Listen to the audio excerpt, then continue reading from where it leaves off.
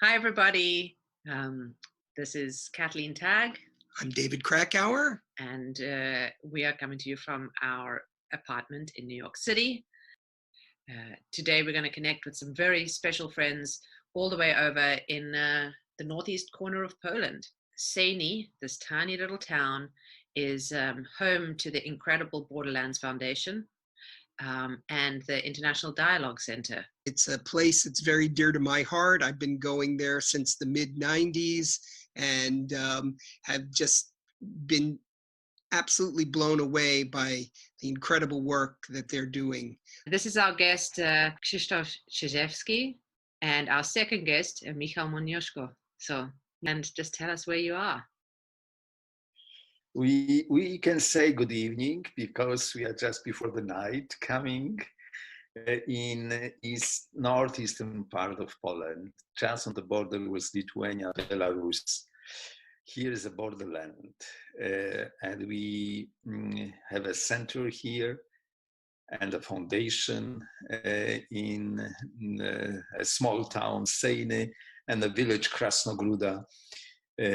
So we are working here since almost 30 years on the borderland of arts, cultures, and nations.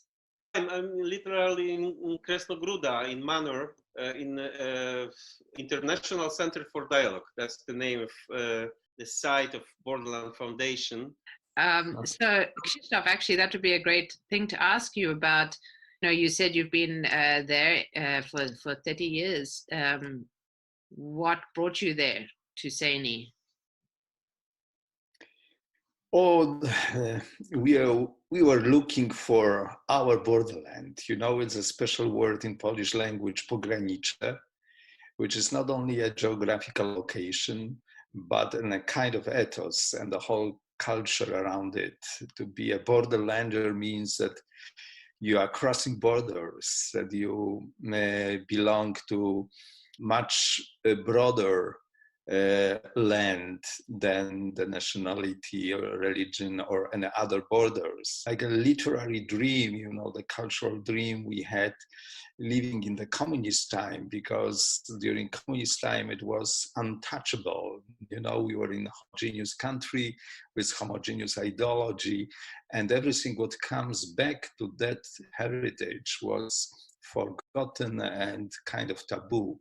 So our effort at the beginning of the transformation of 1989 was to experience the borderland, to come back, to ask ourselves as artists, as educators, can we do something new with that heritage? Can we somehow transmit it into the modern culture, in the modern situation? So my question is, though, why do you have a multi-generational klezmer band that is so alive, vibrant in Sejny?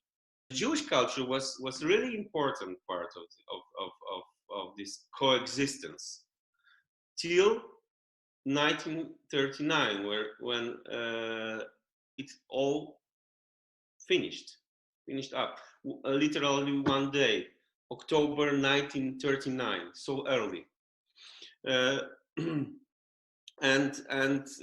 But for few centuries, it was really important part of this community. So it's natural and came to us, and it became a great fascination. The synagogue is not empty. It's not anymore a religious place, but it is full of Jewish spirit inside.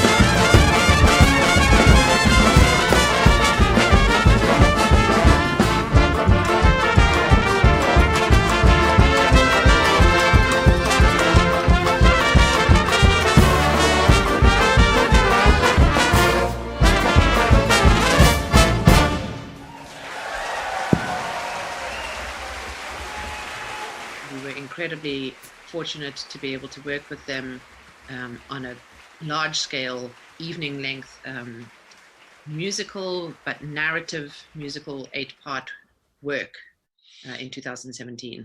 And it was really a remarkable experience. We had 3 soloists from Syria and 1 soloist from Ukraine, and it was just an amazing experience to create this project about bringing people together and creating bridges and opportunities for dialogue, cross-cultural dialogue. Since we're going to be featuring human music from the Keepers of the Flame, it would be great to hear about the mystery of the bridge, about your holiday. Each group of people has its own, yes? So we didn't have a common holiday. So the mystery of the bridge is opening the space, and the date in the calendar each year is the same, 22nd of August. We do it together with our local people. They are always engaged in that.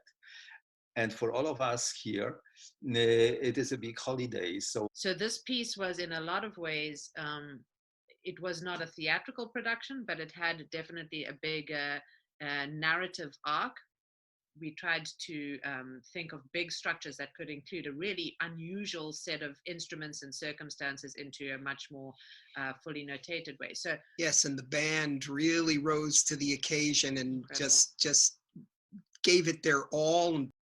I remember our meeting in New York when we started with this idea. We were very much concerned about the situation in the world, about the new wave of xenophobia and intolerance, both in America and Europe, and the crisis of migrants. This idea of the Keepers of the Flame was a kind of response. The very first movement that we're going to play for you, this is human music from Keepers of the Flame, and you'll hear really like the breath and the sound and the humanity in the sound. So this was really something that we worked a lot to develop a language, how to actually, given that everybody's coming from such different backgrounds, to be able to pass off and invite each other in without, showing up as we are without trying to be something else.